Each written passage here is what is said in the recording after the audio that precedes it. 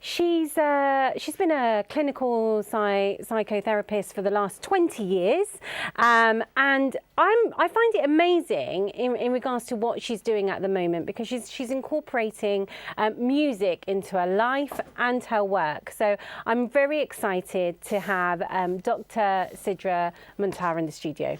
Good afternoon. Hello. Good Hi, afternoon. how are you? I'm very well, thank you. Well, thank you so much for coming in. You've been in clinical psychotherapy, is that for 20 years? Clinical psychology. Psychology, okay, so there's a massive difference in that.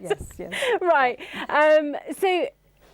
clinical psychology for 20 years, and you, I mean, having spoken to you earlier on, you mentioned that you've got a passion for music, but I guess what I wanted to speak to you about today is about well-being and how we can look after ourselves much better. Of course, my role is to support people, and that's across the spectrum. So people who are mildly anxious, depressed, or other mental health problems, right through to people who are severely unwell. But I like to talk to people about general well-being, and so actually it's about before you develop mental health problems, because there is a high risk that 1 in 4 of us might develop a mental health problem at some point in our life. And it's about kind of recognizing that anyone can develop mental health problems. It's again looking at well-being, so before looking at how you can prevent yourself from becoming vulnerable to developing mental health problems. And how do you, so you deal with people that have anxiety, depression, schizophrenia. When we're talking about well-being, I think sometimes it's quite difficult to, because you don't see it, right? It's in your mind, it's how you feel, and not many people talk about it. I think it's better nowadays than what it was 10 years ago. What has changed over the last 10 years where people are talking about it more? Well, generally, if we specifically talk about the Bangladeshi community, I mean, 20 years ago, there was very little conversation going on about mental health. When I wanted to do a clinical psychology, the whole career in that, it wasn't really particularly well known. Now there's a lot more understanding about psychology, clinical psychology, psychotherapy, counselling. Lots more people from the Bangladeshi community have gone into this profession. But also, I think with social media, there's much more awareness now of mental health. There's people who are generally talking about mental health. For example, Bangladeshi TV shows are doing really well. There's so many different talk shows, different radio stations even, that are actually discussing things like autism, depression, anxiety, trauma. There's a lot of changes. But I think we can perhaps now think about, okay, so we're talking about mental health as something out there. There's people who experience anxiety, depression, schizophrenia, etc.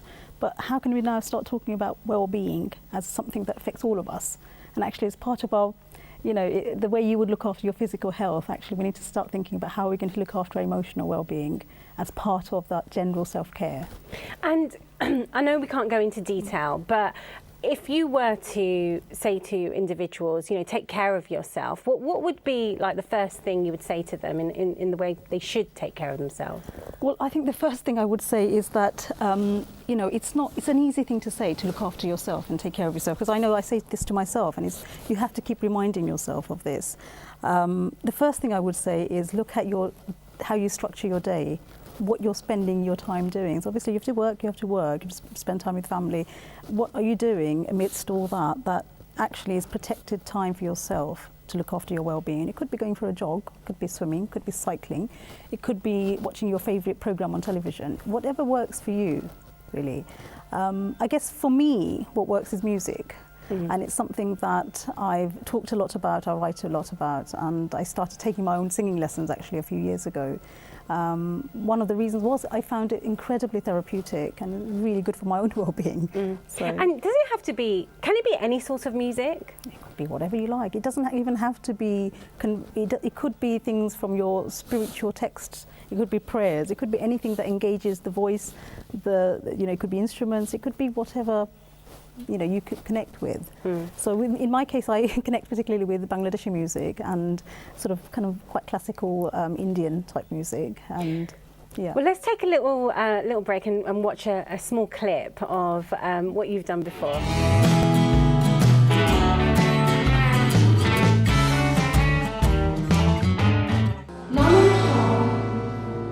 was a Bangladeshi mystic, a poet, a songwriter, a social reformer. He critiqued the concept of religious divide and religious divisions. Lalon Shah had no formal qualifications, but he inspired many poets. The song I'm going to sing today is a song about emotional conflict. It's a song Lalon Shah wrote. I mean, bear in mind, he was born in 1772. He wrote this song long before Freud and Carl Jung and psychiatry. This song, he asks, "Tomar ghore baas kore gaya mone jano na, tomar ghore boshat kore koi to na mone jano na, tomar ghore boshat kore koi to na." How many people reside in your home, oh mind? How many people reside in your house? You don't know.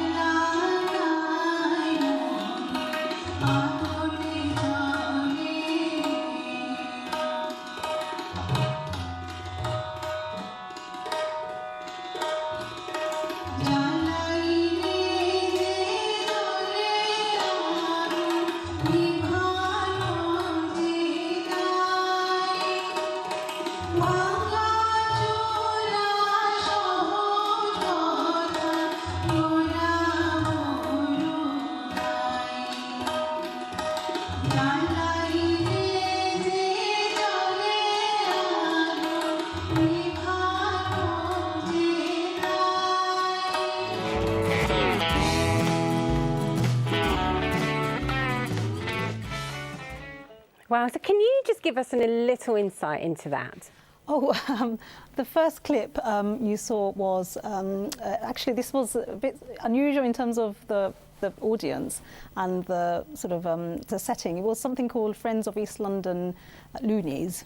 So, Okay. and they are actually a group of, that's what I absolutely love about people who do such interesting things. They are a group of people with mental health problems, and they're very active in promoting mental health and well-being and promoting holistic and arts and creative arts in healing for people with mental health problems.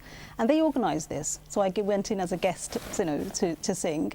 And I sang a song about, it's a Lalon Shah song, and you heard a bit of it. And actually what I was saying was actually Lalon Shah was talking about emotional conflict long before Freud and Carl Jung started then talking about the unconscious mind and id, ego and superego. And obviously I can't go into it too much, but basically Lalon Shah and lots of Baul singers in Bangladesh at the time, there's been so many songs, philosophical songs, existential songs, really looking at life and looking at the meaning that we ascribe to things, and looking, actually this particular song was all about how parts of you are very constructive and other parts are destructive, and there's multiple selves within yourself. And actually one theory of schizophrenia is that your different parts of yourself, the conflicting parts, get split, and then you experience them as separate. So ordinary hallucinations, which might be part of your own mind, gets experienced as external, coming from outside the self and outside the body, as hearing voices from outside the self. Right.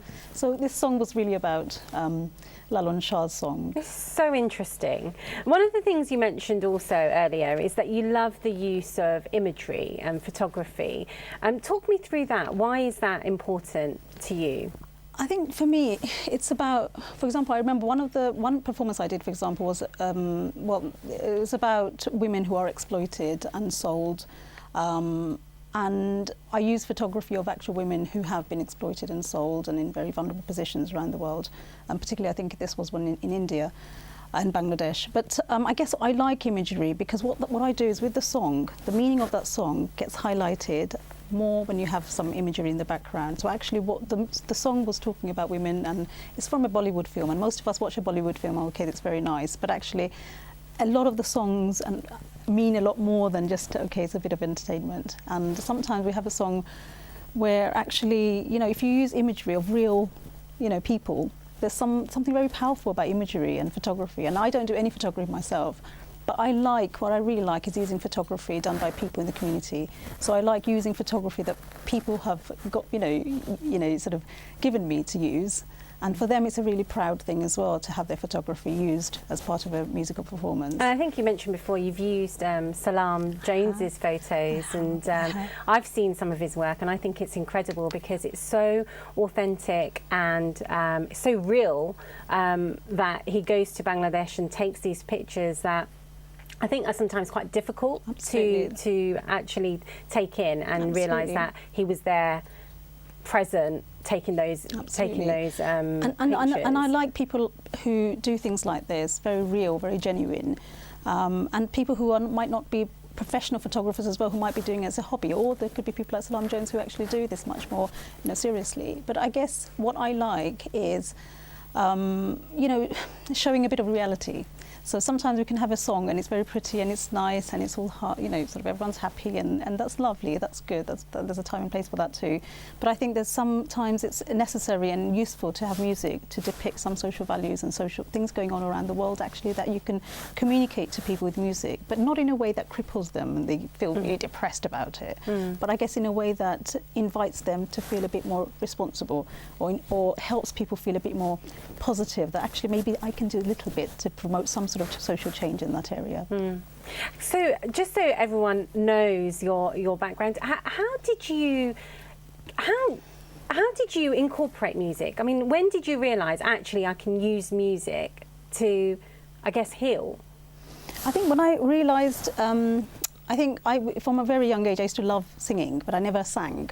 Well, I never really formally sang. I used to dance and I used to perform dances and things when I was younger, but singing was something I never really took up formally. It's only when I finished all my training, and I think I was going through a phase where actually I was thinking, gosh, in the NHS, patients are waiting 1.5 years to see me, and I'm having to give them very brief interventions, and it didn't feel enough.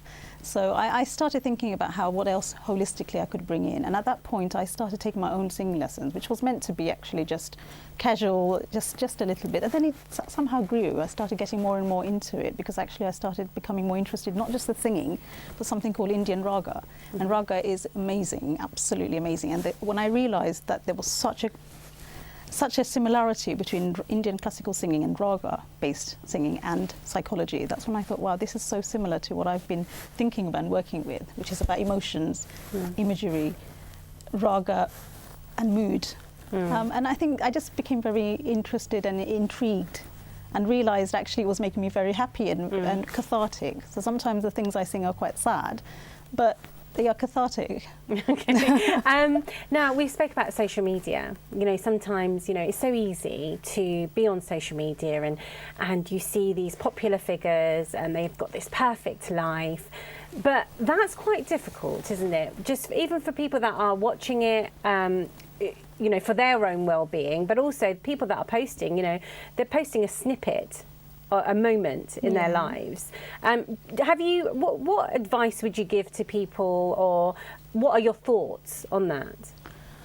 I think the more people do things that are public, the more it can be easy to get caught up in this social media culture and frenzy. And I would say, people need to carry on doing things that makes them happy, and if it's public things that they enjoy doing, carry on. And it's great. Social media can be a good thing. It can be very helpful to do good work and share good work and share each other's good work and celebrate each other's good work. But I think I would be very careful and mindful not to get too consumed by it all. I think if you're doing public things, and I see so many people in the Bangladeshi community doing amazing things, I would also say to people, protect yourself from getting too caught up in that by detaching yourself from it. So if you need to go off and do something public, fine, but leave it behind and go back to the way you structure your day. So how much time are you spending on all the different things in your life to create a balance? How much time are you doing protecting yourself away from all the public eye so that you are looking after yourself? Yeah. Well, listen, thank you so much for coming in. It's very insightful, and I wish you all the best. And please do come back. I would love to have you back and learn more about what you're doing. Thank you. Thank you so much.